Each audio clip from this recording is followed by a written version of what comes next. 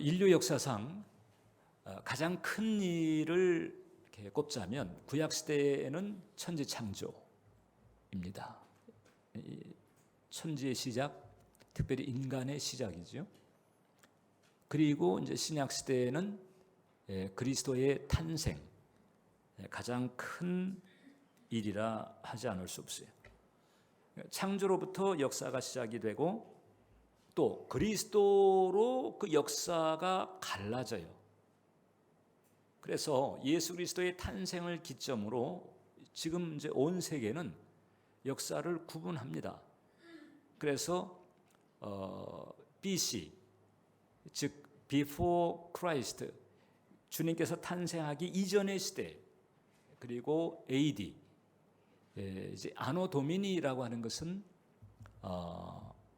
라틴어지요. 저것은 이제 영어로 하게 되면은 In the years of the Lord, 우리 주님의 연도들, 주님의 해들, 주님께서 주관하시는 그와 같은 역사로 이렇게 갈라지잖아요. 이게 지역마다 각 민족이나 혹은 지역 나름대로의 어떤 그 연도 계산법이 있어요. 우리나라 같은 경우는 이제 단기라고 하는 게 있죠. 단군 기원. 올해로 하게 되면 단기가 4350년 되는데, 또 뭐 인도라든지 이런 쪽에는 이제 불기라고 하는 게 있단 말이죠. 그 부처를 기준으로 해서. 그러나 그것은 이제 각 지역별로 있긴 하지만, 그러나 이 BC와 AD처럼 아예 온 세계가 공통적으로 이것을 아주 공인하면서 인류 역사를 가르는 이런 분기점으로 예수 그리스도의 탄생을 인정하고 있는 거예요. 이 정도로 중요하다는 거죠. 자, 이 정도로 중요한 예수님의 탄생인데, 그 과정을 놓고 이제 상식적으로 가질 수 있는 이제 몇 가지 의문들이 있어요. 그래서 그 의문들에 대한 답을 놓고 은혜를 나누고자 합니다. 첫 번째가 왜 동정녀의 몸에서 나셔야 했을까? 여러분, 예수님의 동정녀 탄생, 즉 이 남녀 사이에서 아기가 태어나는 것인데, 그런데 남자의 씨를 받지 않고 여자 혼자서 아이를 낳는, 이게 이제 동정녀 탄생이죠. 그러니까 역사상 이제 가장 그 유일회적인 특별한 사건이 벌어졌어요. 마리아가 예수님을 탄생한 동정녀 탄생이 그것입니다. 근데 이제 이 동정녀 탄생이라고 하는 것은 첫 인간이었던 아담이 타락할 때서부터 미리 예견이 되었습니다. 창세기 3장 15절을 보면 내가 너로 여자와 원수가 되게 하고 내 후손도 여자의 후손과 원수가 되게 하리니, 여기서 이제 나는 하나님이시죠. 여기서 너는 사람을 타락하게끔 유혹했던 마귀 사탄을 말합니다. 여러분, 마귀와 사탄은 같은 존재의 다른 이름이에요. 각각 다른 존재가 아닙니다. 마귀라고도 불리우는 사탄, 혹은 사탄이라고도 불리우는 마귀, 같은 존재의 다른 이름이에요. 어떻든 하나님께서 인간을 타락하게 만든 사탄을 향해서 내가 너로 여자와 원수가 되게 하고 내 후손도 여자의 후손과 원수가 되게 하리니, 여자의 후손이 등장하는 거예요. 상식적으로 후손하게 되면 남자의 후손, 남자의 씨를 받은 그런 후손으로 그렇게 간주하는데, 특별한 표현인 거죠. 여자의 후손. 그리고 여자의 후손이 내 머리를 상하게 할 것이다. 이것은 예수님께서 동정녀의 몸에서 나실 그 예수님께서 십자가를 통해서 사탄의 권세를 박살을 낼 것이라 하는 예언이고요. 너는 그의 발꿈치를 상하게 할 것이라, 십자가의 고통을 이제 예수님께 이제 줄 것이다, 이런 이제 예언인 거죠. 이미 첫 아담이 타락했던 때서부터 그 타락으로 말미암은 상황을 수습하기 위한 대책을 하나님께서 내어놓으실 때, 그때 여자의 후손, 즉 동정녀 탄생에 대한 강력한 암시가 있었어요. 그리고 이제 예수님께서 탄생하시기 700년 전에 선지자 이사야가 또 한 번 예언을 합니다. 이사야 7장을 보면 그러므로 주께서 친히 징조를 너에게 주실 것이라. 보라, 처녀가 잉태하여 아들을 낳을 것이요 그의 이름을 임마누엘이라 하리라. 그리고 이제 이 예언 그대로 이제 2000년 전에 드디어 이제 마리아에게 이 예수님에 대한 수태 고지가 주어지게 되는 겁니다. 누가복음 1장을 보면 천사가 대답하여 이르되 성령이 내게 임하시고 지극히 높으신 이의 능력이 너를 덮으시리니 이러므로 나실 바 거룩한 이는 하나님의 아들이라 일컬어지리라. 동정녀 탄생의 예언과 성취, 이런 이제 우리가 지금 봤던 거죠. 왜 이렇게 오해나 논란이 이렇게 많은 이런 과정을 택하신 것일까? 왜냐하면 이제 소위 기독교에 대해서 비판적인 사람들은 이 동정녀 탄생을 놓고 이게 비과학적이다, 뭐 심지어는 무슨 뭐 사생아설까지 뭐 아무튼 뭐 온갖 이론을 갖다 붙이면서 폄하하려고 애를 써왔어요. 그럼 왜 이런 논란이 많은 이런 과정을 하나님께서 선택을 하신 것일까? 여러분, 사람은 이미 말씀드린 것처럼 아버지의 피, 즉 남자의 씨를 물려받으면서 대를 이어가죠. 그래서 사실 이제 아담으로부터 시작해가지고 모든 인류는 그냥 아담의 후손인 거야. 하와의 후손이라는 표현을 쓰지 않잖아요. 아담의 후손이다. 근데 그 첫 아담이 죄를 졌어요. 첫 아담이 죄를 짓고 그다음에 죄로 말미암은 심판을 받고 죄로 말미암은 저주를 걸머지게 됐어요. 에덴에서 쫓겨났고 이미 영적으로는 하나님과 교제가 단절돼서 영적으로 죽었고 그다음에 이제 몸에 병이 들어서 그다음에 육신적으로도 죽게 되는 이런 비극적인 과정을 이제 거치게 됐단 말이에요. 그 모든 것이 아담의 후손인 우리들에게 그대로 유전이 돼 버렸어요. 첫 아담이 죄를 지으니까 그 원죄가 계속 유전이 되는 거예요. 그래서 우리들도 태어나서 고생 가운데 살다가 그 다음에 그러니까 하나님 모르는 것 자체가 지금 영적으로 죽어 있는 상태고요. 그 다음에 이제 나이를 먹다가 어느 시점에는 이게 뭐 병이 들든지 아니면 노약해져 가지고 그 다음에 육신적인 죽음을, 어느 누구도 죽음을 피할 수가 없어요. 원래 이 질병이라든지 죽음이라고 하는 것은 인간에게 하나님께서 계획한 것이 아니었습니다. 이건 죄 때문에 들어온 불청객이었는데 우리들이 그것을 고스란히 걸머지고 있어요.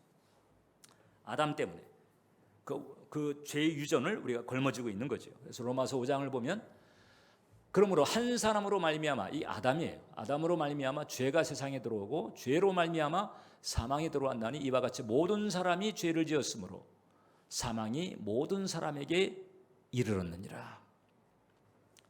소위 원죄의 유전이라고 하는 비극적인 몽해인 거예요. 자, 그런데 하나님께서 이 죄지은 인간을, 죄인된 인간을 건질래니까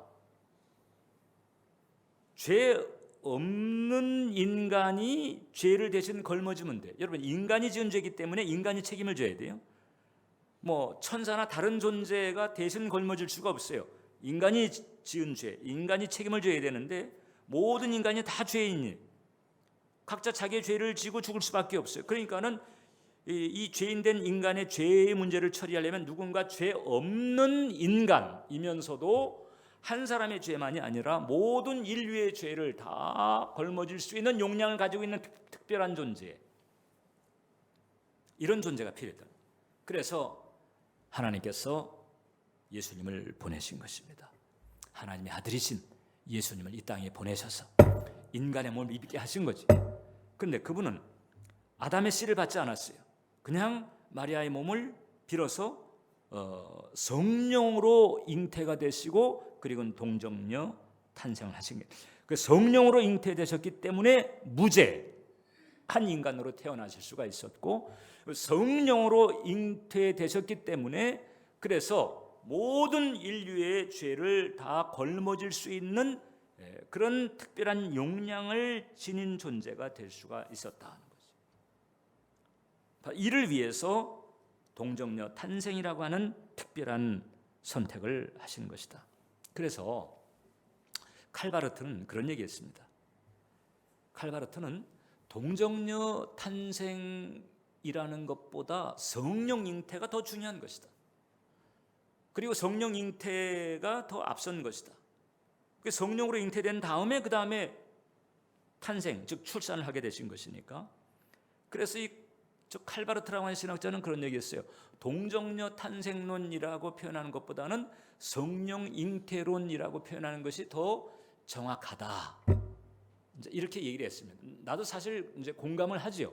공감을 하는데 어떻든 남자의 씨를 받지 않고 마리아의 몸에서 탄생하신 이런 사건 또한 특별하기 때문에 그래서 이제 동정녀 탄생이라고 하는 이런 표현이 이제 많이 보급이 된 것입니다.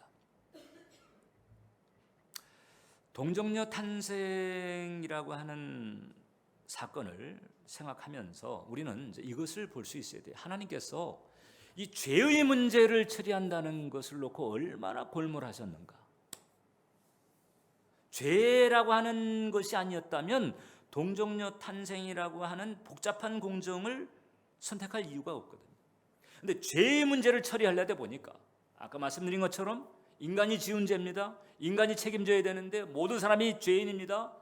그러니까는 죄 없는 인간이어야 되는데 그러면서도 모든 인류의 죄를 다 감당할 수 있는 그런 무죄한 인간, 도리 없이 하나님의 아들이 성령으로 잉태가 되시면서 마리아의 몸을 통해서 나신 것이다. 이 정도로 죄의 문제를 처리하는 데 있어서 하나님께서는 고심하셨고, 그리고 인생사에 있어서 모든 문제의 원인이 죄에 있다고 하는 사실을 단적으로 보여주고 있는 것이 바로 동정녀 탄생이라고 합니다. 동정녀 탄생은 아주 비상적인 하나님의 수단인 거예요. 정상적이 아니에요. 그래도 비정상적이라고 하는 표현은 가당치가 않고 비상한 수단인 거죠. 비상한 수단. 그래서 우리는 이 동정녀 탄생을 통해서 이런 것을 우리가 깨달을 수 있어야 돼요. 하나님은 아무튼 어떤 경우에라도 우리 사람을 포기하지 않으시고 어떻게 해서라도 건져내야 되겠다. 어떻게 해서라도 구해내야 되겠다. 이런 하나님의 열심과 하나님의 사랑을 보게 되시기를 축원을 드립니다. 그걸 봐야 돼. 그게 과학적이냐 아니냐 이런 거를 넘어서서 그 정도 비상한 수단을 강구하시기까지 저와 여러분들을 사랑하시고 죄와 저주에서 건져내기를 힘쓰셨던 그 하나님의 열심, 그 하나님의 사랑, 이게 바로 저와 여러분들에게 주어졌다고 하는 거죠. 요한복음 3장 16절을 보면 하나님이 세상을 이처럼 사랑하사 독생자를 주셨으니 이는 그를 믿는 자마다 멸망하지 않고 영생을 얻게 하려 함이라. 그래서 예수 그리스도를 믿으면 멸망하지 않고 영생을 얻게 되는데 이를 위해서 사랑하는 아들을 인간의 몸을 입게 하사 이 땅에 보내셨단 말이죠. 그 바탕이 어딘고 하니 하나님이 세상을 이처럼 사랑하사 있었다. 여기서 세상을 놓고 나하고 좀 거리가 멀게 생각하지 마세요. 저기서 세상은 나예요. 하나님이 정재우를 이처럼 사랑하사, 너무나 사랑하사.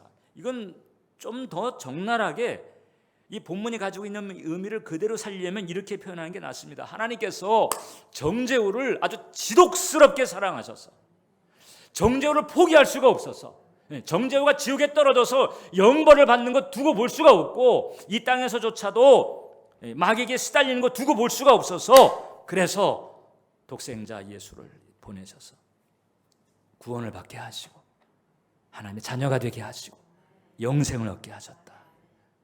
하나님이 정재우를 지독하게 사랑하셔서 꼭 나만 사랑하시는 것 같아요. 자기 이름 놓고 한번 읽어볼까요? 하나님이 이제 정재우를 이처럼 사랑하사. 시작. 하나님이 정재우를 이처럼 사랑하사. 내 이름 부르신 분이 있네.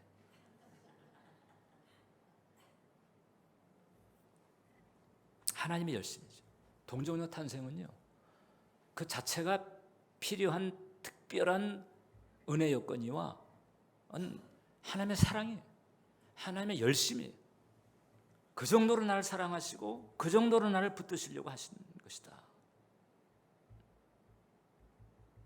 오히려 그것을 우리는 발견할 수 있어요. 두 번째, 왜 애기 모습으로 오셨을까? 주님께서 바울에게 나타나실 때 다메섹 도상에서 날빛보다 더 밝은 빛으로 나타나셨어요. 요한계시록을 보게 되면 예수님께서 그 재림하실 때에 철장 권세를 가진 심판주로 백마를 타시고 나타나셨어요. 그런데 그분의 초림은 뜻밖에도 아주 해맑은 애기의 모습으로 오셨다. 애기. 그 네빌 피기스라고 하는 사람이 아기로 오신 그 예수님의 성육신을 놓고 이렇게 표현을 했습니다.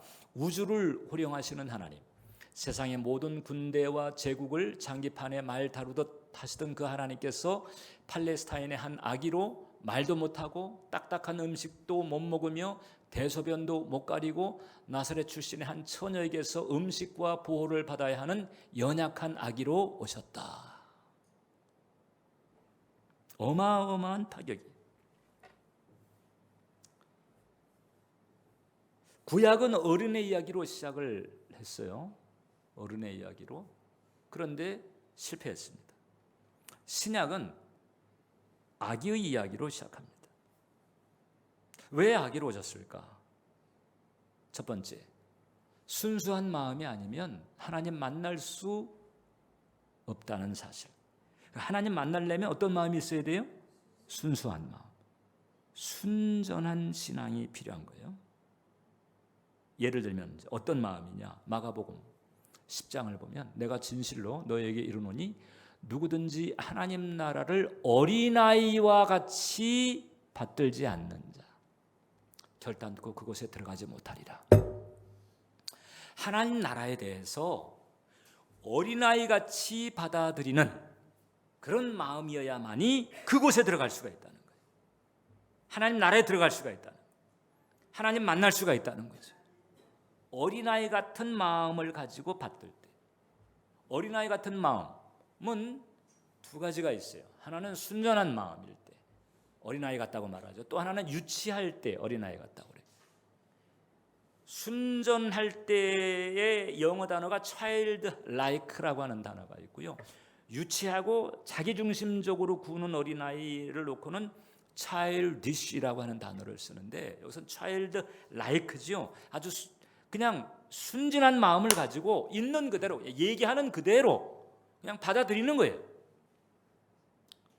우리가 어렸을 때, 제가 어렸을 때 망태 할아버지가 무서웠어요. 울면 망태 할아버지가 나타나가지고 너 데리고 간다.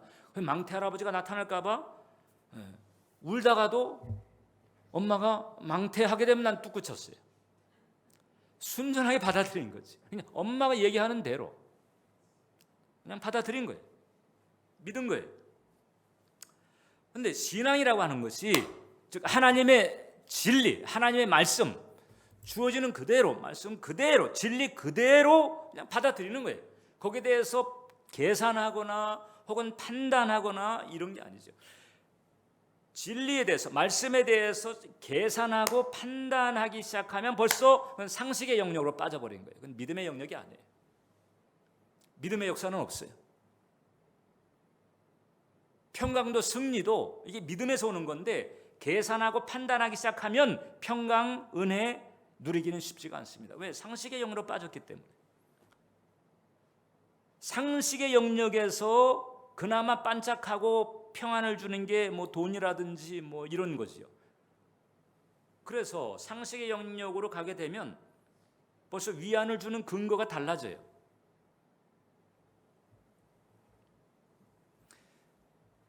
하나님의 말씀을, 하나님 나라를 어린아이처럼 받아들이는 사람.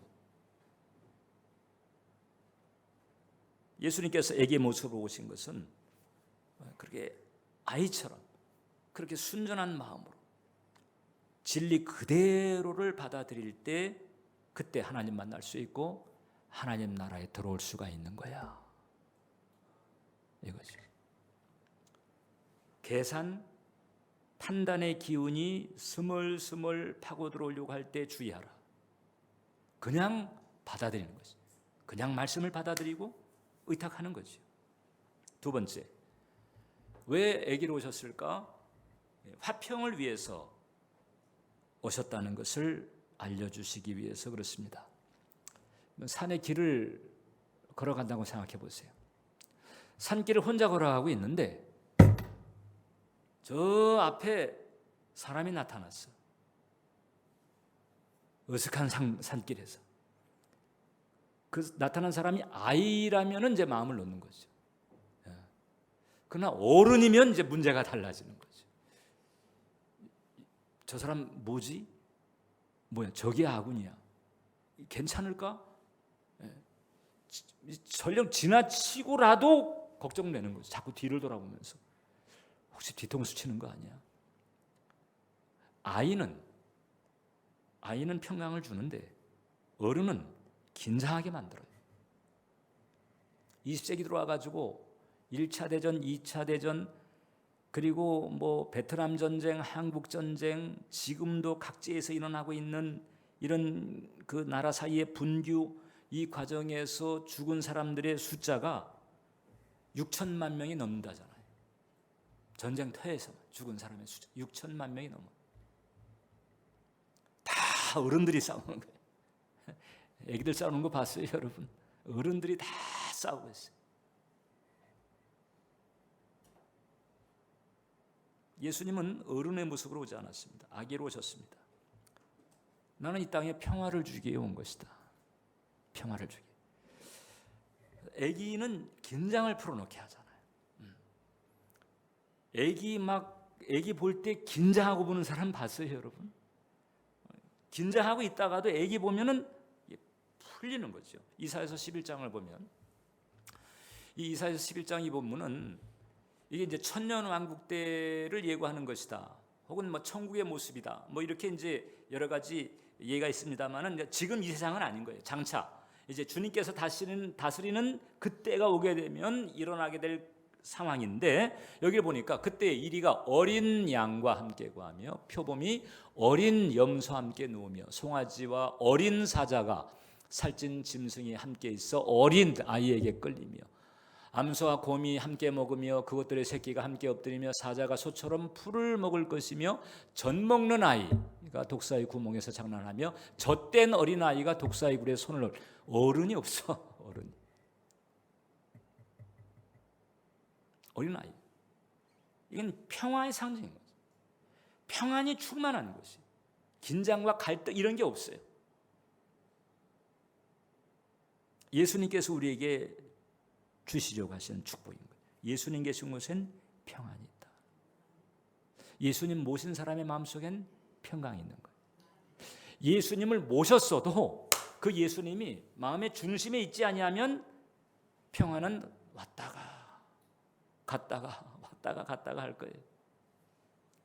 예수님 모실 때 마음의 중심에 모신 사람, 예수님의 뜻대로, 예수님의 의중대로 전적으로 순종하며 살려고 하는 사람이죠.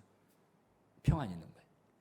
순종하는 과정에서는 짐이 있을 수 있지만 그러나 마음에는 평안이 있는 거죠.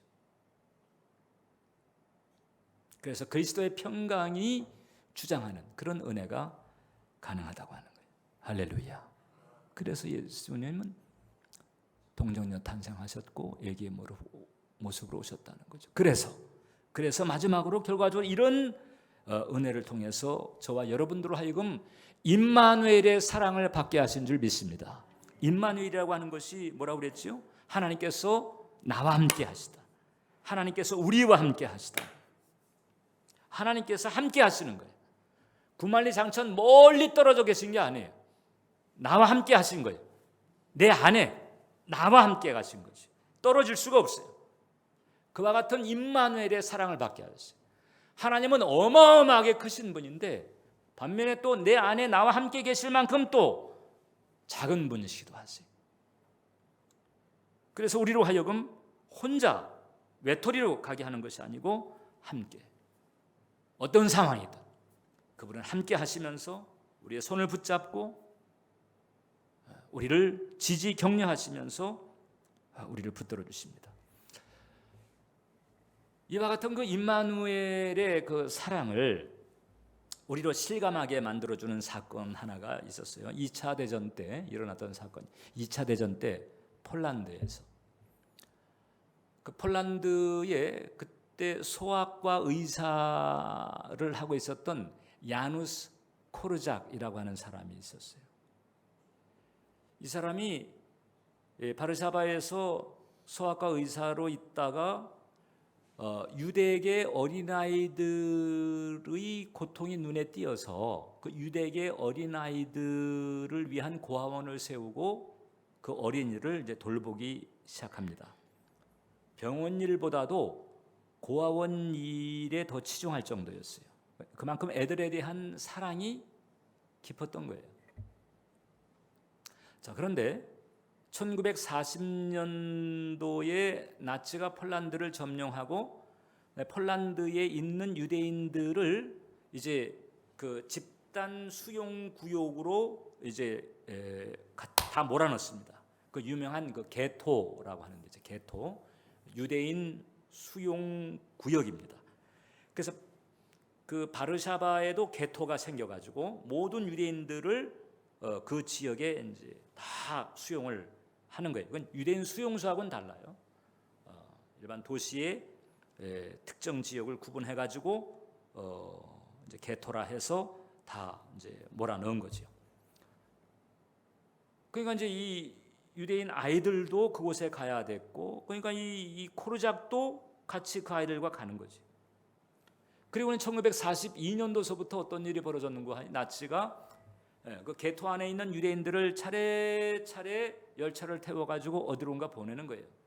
아우슈비츠라든지 혹은 트레블링카라든지 이런 데로 보내죠. 거기 가서 노동하다가 굶어 죽거나 혹은 질병에 죽거나 그 다음에 가스실에서 죽거나 이제 이런 데죠.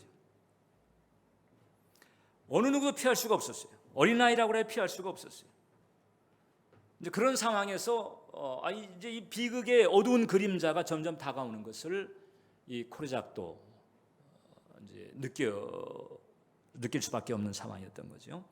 근데 이제 이분이 이렇게 어린아이들을 돌볼 때 그때 이제 그 유대인들이 이 코르작에 대해서 호의를 가지고 코르작이 어려움에 빠졌을 때 이제 도와주기도 하고 그다음에 모금을 해가지고 고아원에 대한 재정을 기부하기도 하고 이제 이렇게 했거든요. 그 가운데에서 슐츠라고 하는 유대인이 있었는데 점차적으로 이제 그 게토에 있는 그 유대인들, 그 아이들마저도 이제 열차를 타야 될 시각이 점점 더 가까우게 되니까 그게 한 번은 이 슐츠가 이 코르작을 불러놓고 이렇게 얘기를 했답니다. 선생님이 우리 어린 아이들을 위해서 그렇게 애쓰고 헌신하는 것이 너무나 감사합니다. 그런데 이제 뭐 우리가 예상하다시피 이제 여길 또 아이들이 떠나야 될 때가 오게 될 터인데 이제 선생님만큼은 앞으로 하실 일이 많이 있으니까 여기를 피하세요. 여기 피할 수 있도록 우리가 도와드리겠습니다. 그러니까 이 야누스 코르작이 그 슐츠라고 하는 유대인에게 그렇게 얘기를 했다는 거죠. 앞으로 할 일이 많다고 하셨는데 그게 무슨 일이겠습니까? 지금 내가 하는 이 일 말고 달리 무슨 일이 있겠어요? 내가 지금 해야 되는 일. 내가 할 일은 바로 이 일입니다. 아이들을 돌보는 일입니다. 그리고 이제 드디어 어느 날 이제 아이들을 이 고아원에 있는 아이들을 열차에 태워라. 나치가 그렇게 명령이 떨어졌어요. 그리고는 이제 코르작한테 얘기를 한 거지요. 당신은 빠져라. 당신은 수용소 안 가든 당신은 빠져라. 그때 야누스 코르작은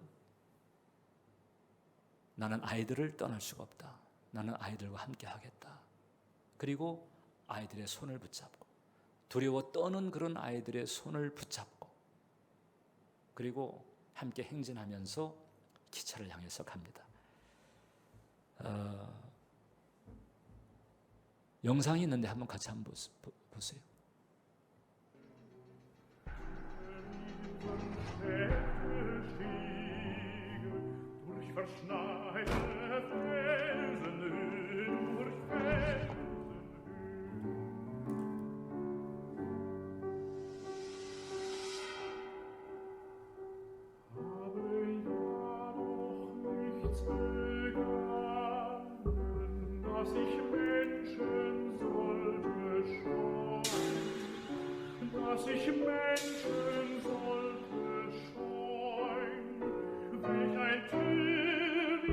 애들한테 가장 좋은 옷을 입히고 저렇게 애들 손을 잡고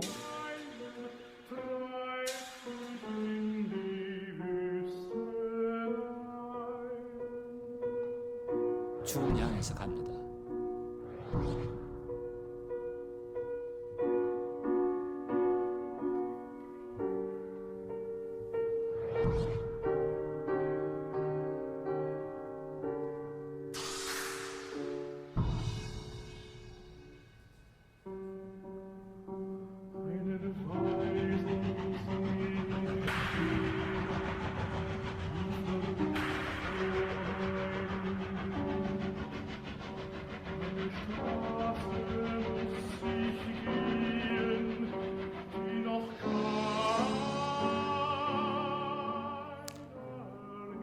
저렇게 이제 아이들하고 가스실에서 죽은 뒤 40년이 흐르고 유엔에서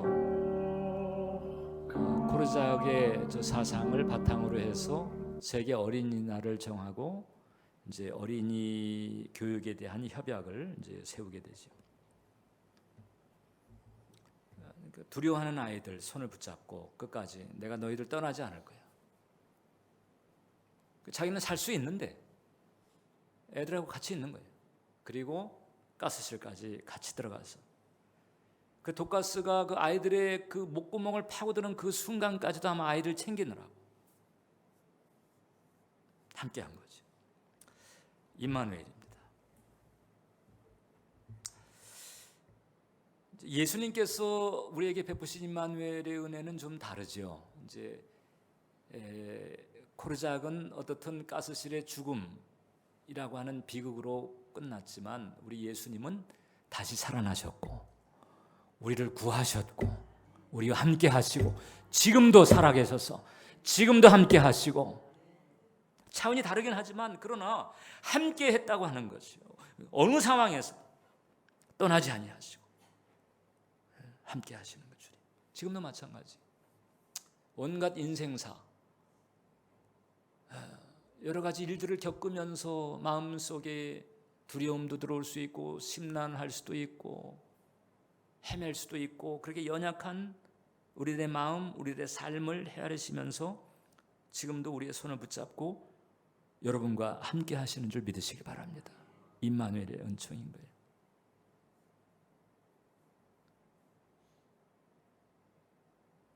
그러니까 임마누엘이 어떤 것인가? 이 코르자크가 우리에게 가르쳐줍니다. 주님께서 우리의 손을 붙잡고 저렇게 하신 것과 같다는 거예요. 지금도 우리의 손을 붙잡고 있다. 오늘도 우리의 손을 붙잡고 계시고 내일도 그러실 거예요. 그 슐츠와의 대화가 마음속에 계속 와 닿았었습니다. 선생님 앞으로 할 일이 있으니까 피신하셔야 됩니다. 근데 코르자크는 이렇게 말했죠. 무슨 할 일이요?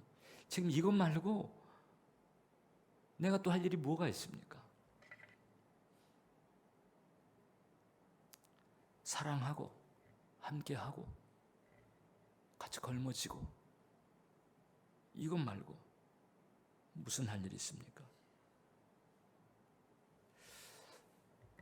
우리 성도 여러분, 사랑이 있잖아요. 사랑 그거 두었다 하려고 하지 말고 지금 하세요. 지금 미운 사람, 지금 마음에 안 드는 사람 지금 하시라고. 두었다 맨날 내가 준비되면, 마음이 준비되면, 신앙이 준비되면, 영성이 준비되면 두었다 하려고 하지 말고 지금 하시라고. 지금 충성도 마찬가지. 충성도 두었다 하려고 하지 말고, 용서도 두었다 하려고 하지 말고 지금 하라고. 지금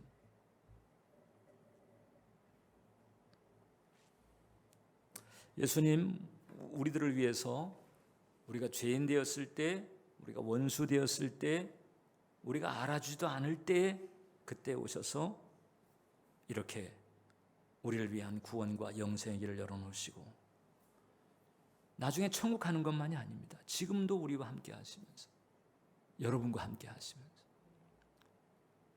성령을 통해서 여러분 안에 여러분과 함께 하시면서 여러분의 길을 간수하고 있습니다. 그분을 의식하십시오. 그분을 의지하십시오. 그분에게 순종하려고 하세요. 그냥 내 생각, 내 마음, 내 뜻대로 그냥 하려고 하지 말고. 아니 목사님 어떻게 좀 의식하려고 해도 잘 안 돼요. 좀 들으려고 남도 또 듣는다고 그래서 좀 들으려고 하는데 잘 안 돼요. 이제 우리가 애쓰면 되는 거죠. 교제라고 하는 게 말이죠. 교제라고 하는 게 깊어지려면 자꾸 만나야 되고 시간을 내줘야 되고 그리고 자꾸 마음도 좀 맞춰줘야 되고 이래야 교제가 되는 거잖아요. 마음도 안 맞고 각자 뜻대로 자기 마음대로 이렇게 하게 되면 여러분 가족 간에도 그게 되든가요? 안 되지요. 시간을 내고 마음을 들이고 집중을 하고 무엇보다도 따르겠습니다 하는 이런 마음으로 다가갈 때 주님이신 그분께서 이미 우리를 사랑하셔서 우리에게 오셔서 함께 하신 그분께서 기다리시고 계신 그분께서 여러분들에게 생각지 않은 놀라운 축복을 누릴 수 있도록 문을 열어주실 줄 믿습니다. 함께 하신 예수님, 그 예수님과 함께 사랑하고 용서하고 충성하고 그렇게 살자. 기도하겠습니다.